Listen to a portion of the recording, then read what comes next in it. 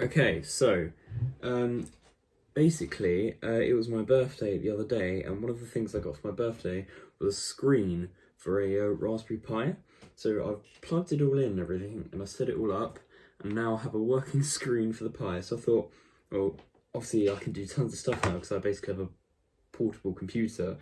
So it was all being powered from my power bank, and what I wanted to do is I wanted to make like a little computer thing that I could do little gadgety stuff on. You'll see. So at first I thought that I'd be able to like make a controller for my computer.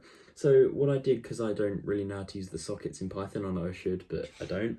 So I tried to make it so I used OS to do netcat commands to send things through ports, because you'd write that when you press the button, the GUI is all made in tkinter. When you press a button, then you would write that command to a file. That file would then get put through netcat through an open port, and that port would be whatever comes through the port will be put onto a file on this computer. Then that file will be read and see what command it is and do that thing. That didn't work because Raspbian, what's running on my Pi, makes a new line every time you write something into a file. So it was always coming up as command new line, and for some reason when I filtered it out, it still didn't work, so I couldn't do that.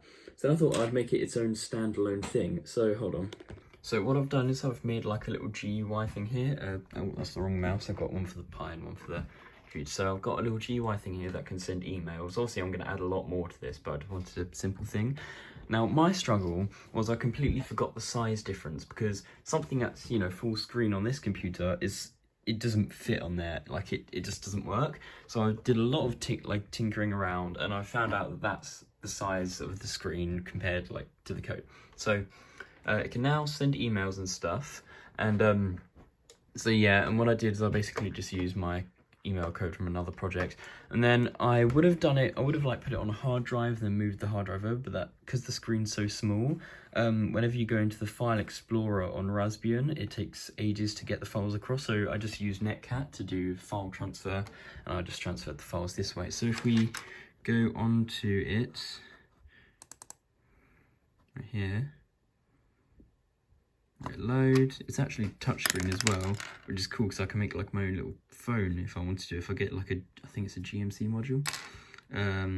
So if I just put recipient, just hold on 1 second, just type my email in. I've put my email at the top, my subject, and my message. So if we just send this here, there you go, because it's touchscreen.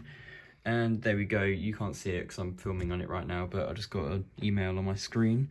So there we go. We can now send emails from a Pi, and it's wireless as well. It's connected to Wi-Fi. So now I can add a bunch more stuff to this. I'll probably add some, I don't know, maybe some terminal controls. So like I could get a shell on my computer and control my computer from there. Yeah, there's just tons you could do with this. I love it. So I'm definitely going to do more with this later. Just because it's so cool. It's like a mini computer that I can program with actual Python and take it everywhere. Like, rather than a big bulky laptop, I can actually do stuff. And if I get some female to male wires, I can actually put this in a box rather than just plugging all the pins in.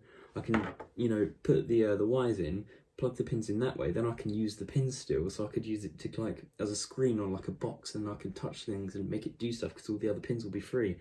Yeah, I'm definitely going to do more of this later, but for now, this is taking too long, so thank you, and goodbye.